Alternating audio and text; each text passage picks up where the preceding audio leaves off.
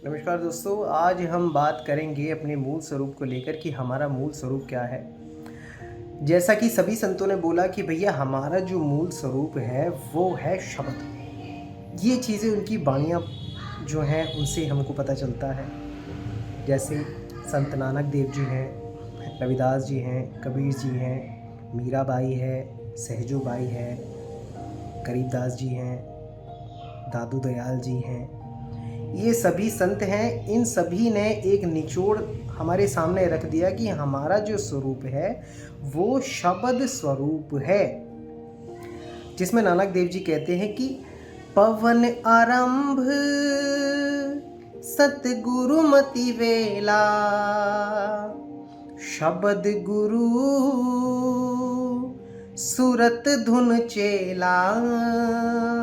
यानी कि हमारा जो स्वरूप है वो शब्द है और सूरत जब उसमें चली जाएगी तो वो शब्द ही हो जाएगी। ठीक है।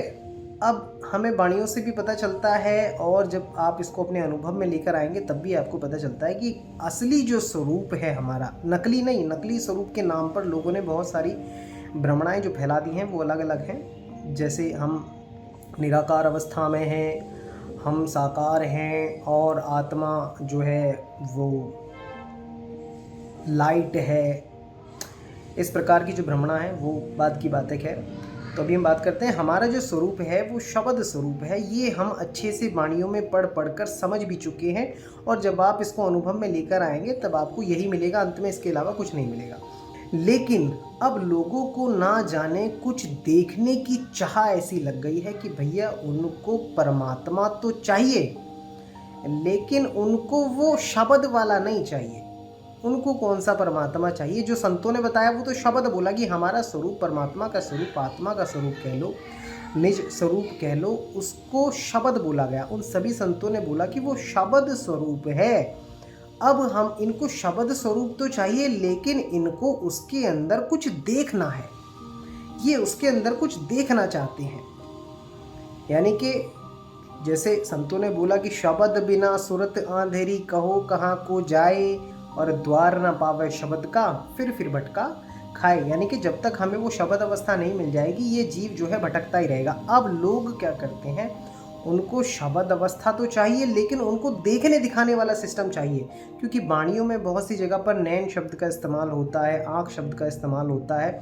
तो वहाँ पर हम अपना विवेक ना लगाकर हम क्या करते हैं, उन चर्म वाली चीज़ों को पकड़ लेते हैं, उन शब्दों को पकड़ लेते हैं जिनको हमको विवेक द्वारा पकड़ना था। जैसे एक शब्द है, जब तक ना देखूं अपनी नैनी तब तक ना मानूं गुरु की कहनी। यहाँ पर हमें विवेक तो लगाना ये था कि जब तक भैया मैं उस आत्म अवस्था को अनुभव नहीं कर लूँगा तब तक मैं किसी का कहना नहीं मानूंगा कि भैया आत्मा शब्द स्वरूप है। ठीक है, हमने सुन लिया, लेकिन अब मुझे इसका अनुभव भी तो होना चाहिए। अब मुझे अनुभव ही नहीं हुआ तो फिर क्या शब्द स्वरूप मेरे लिए? वो तो है ठीक है, लेकिन मुझे तो नहीं पता चल रहा ना। तो जब तक मैं खुद उसका अनुभव नहीं कर लूँगा तो मेरे लिए थोड़ी ना वो हो जाएगा। तो वहाँ पर हमको अपना विवेक लगाना होता है, वहाँ पर हम नहीं लगाते हैं, लेकिन हमें कुछ देखना है। और संत कहते हैं कि जो दीखे सो माया, संतो रंग बदले बहरूपिया, बहरूपिये की तरह ये माया रंग बदलती रहती है। कभी आपको अलग अलग प्रकार के ब्रह्मांड दिखाएगी, लाइट्स अलग अलग प्रकार की दिखाएगी, कभी अलग अलग प्रकार के रंग आपको दिखाएगी, कभी आपको अलग अलग प्रकार की धुनें सुनाएगी, कभी शंख की आवाज़, कभी बांसुरी की आवाज़, कभी मृदंग की आवाज़, कभी ये सब चीज़ें, मतलब ये बदलती रहेंगी आपके लिए, बदलती रहेंगी एक छलावे की तरह, कि आपको हर चीज़ में एक डिफरेंस आपको दिखाया जाता है। मतलब ये समझिए।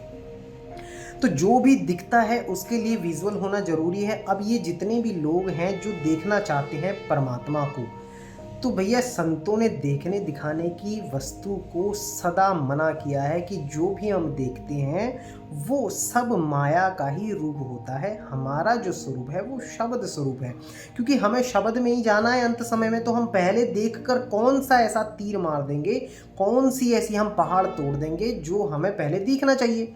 क्योंकि विजुअल, जैसे बच्चों को कोई चीज़ कहानी समझाई जाती है तो पहले विजुअल तैयार किया जाता है ताकि उनको अच्छे से समझाया जा सके। तो ठीक इसी प्रकार से अगर संतों ने कहीं पर कुछ देखने दिखाने की बातें करी हैं तो वो केवल एक समझाने के पर्पस से हैं, वहाँ पर कुछ होता नहीं है। आपको केवल शब्द अवस्था होती मिलेगी, वहाँ पर और कुछ नहीं मिलेगा। अब संत कहते हैं कि सूरत समाई शब्द में मिटे नयन की चाह। जैसे ही सूरत शब्द में समा जाएगी तो तुम्हें देखने दिखाने की चाह सब खत्म हो जाएगा।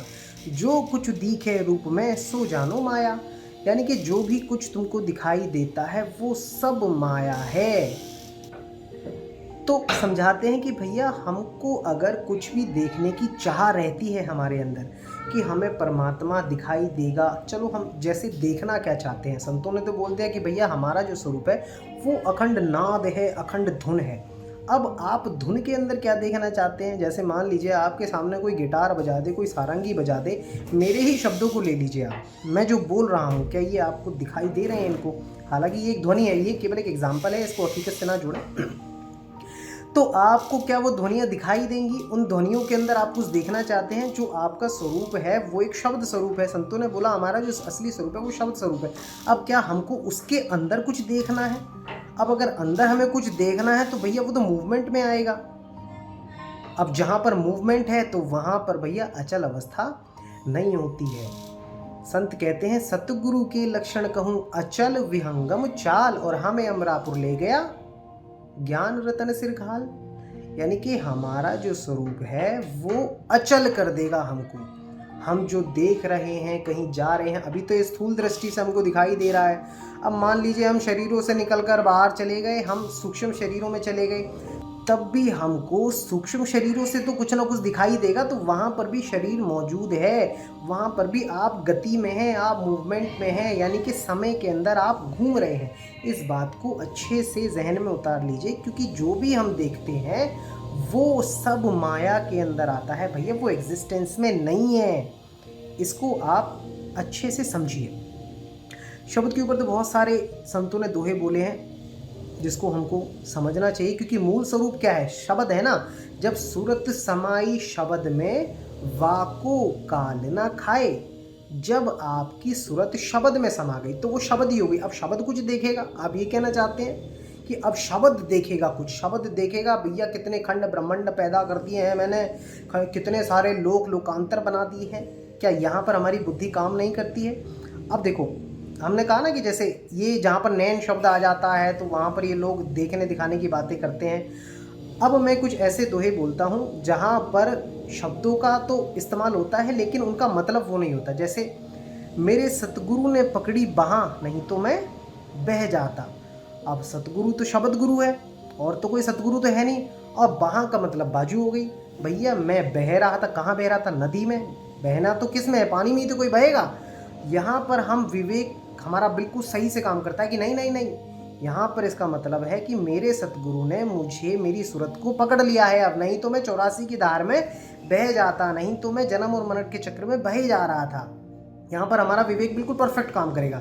लेकिन जहाँ पर ये बात आएगी कि जब तक ना देखूं अपनी नैनी तब तक ना मानूं गुरु की कहनी, यहाँ पर हम आंखों को बीच में ले आते हैं कि नहीं नहीं दिव्य दृष्टि हमको देता है वो गुरु।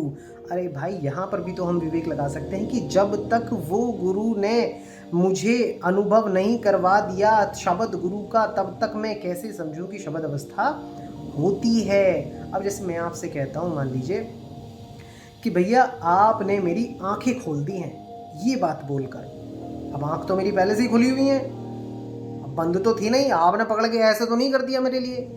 इसका मतलब है कि देखो, आंख शब्द का इस्तेमाल यहाँ पर भी हुआ, लेकिन यहाँ पर भाव क्या है? हम भावों को ना पकड़कर हम केवल उनके शब्दों में उलझ जाते हैं। अरे संतों ने तो देखने की बात कर दी भाई, यहाँ पे, यहाँ देखा जाता है, उसको देखा जाता है। अरे भैया क्या देख लोगे? शब्द के अंदर क्या देखोगे? यही नहीं समझ आता है। अभी आपको शब्द का अनुभव नहीं हुआ, इसका मतलब अगर शब्द का अनुभव हो जाता तो आप कह ही ना पाते कि हमने वहाँ कुछ देखा, यहाँ कुछ देखा। जो लिख गया वो लिख गया। मूल पकड़ो। मूल क्या है? मूल शब्द है। अब शब्द में कुछ देखने दिखाने का सिस्टम नहीं होता है। जब सूरत शब्द में चली गई तो शब्द ही हो गई भैया। अब शब्द जो तुम हो गए तो वो देखेगा नहीं। आप बात को समझिए। तो